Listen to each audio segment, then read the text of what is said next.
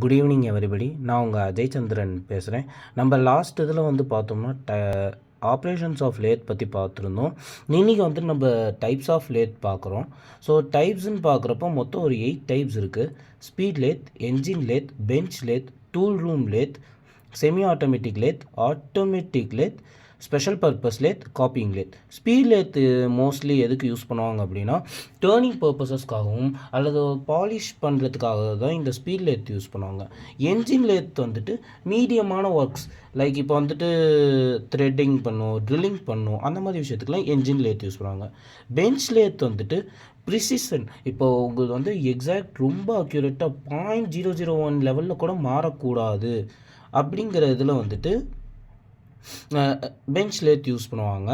Next வந்துட்டு tool room lathe. Tool room lathe வந்துட்டு making இந்த டூல்ஸுக்கு இது பண்ணுறதுக்காக அல்லது ப்ரிசிஷன் இன்னும் கொஞ்சம் ப்ரிசிஷனாக வரணுங்கிறதுக்காக டூல் ரூம் லேத்து. செமி ஆட்டோமேட்டிக்னால் பெரிய லெவலில் நம்ம ரொம்ப நேரம் நின்று பண்ணிகிட்டு இருக்க முடியாது இல்லையா? ஸோ அந்த மாதிரி இடத்துல வந்துட்டு செமி ஆட்டோமேட்டிக் யூஸ் பண்ணுவாங்க. ஸோ ஆட்டோமேட்டிக் வந்துட்டு எங்கன்னா ரொம்ப மைனர் ஒர்க்ஸ் லைக் இப்போ இந்த ஸ்க்ரூஸ் சின்ன சின்ன ஸ்க்ரூஸில் த்ரெட்டிங் பண்ணுறோம் இல்லையா, அந்த மாதிரி விஷயத்துக்குலாம் ஆட்டோமேட்டிக் லேத் யூஸ் பண்ணுவாங்க. ஸ்பெஷல் பர்பஸ் லேத் வந்துட்டு அந்த ஒரு ஸ்பெசிஃபிக் ரீசனுக்காக மட்டும்தான் ஸ்பெஷல் பர்பஸ் லேத் இருக்குது.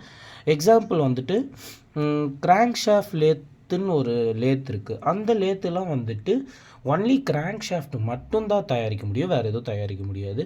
தென் காப்பிங் லேத். காப்பிங் லேத் வந்து என்னென்னா சேம் பார்ட்ஸ் வந்துட்டு ப்ரொடியூஸ் பண்ணணும், மாஸ் லெவலில் ப்ரொடியூஸ் பண்ணும் அப்படிங்கிறதுக்காக யூஸ் பண்ணுறது தான் இந்த காப்பியிங் லேத். ஸோ இன்றைக்கி வந்து நம்ம டைப்ஸ் ஆஃப் லேத் பார்த்துருக்கோம். தேங்க்யூ.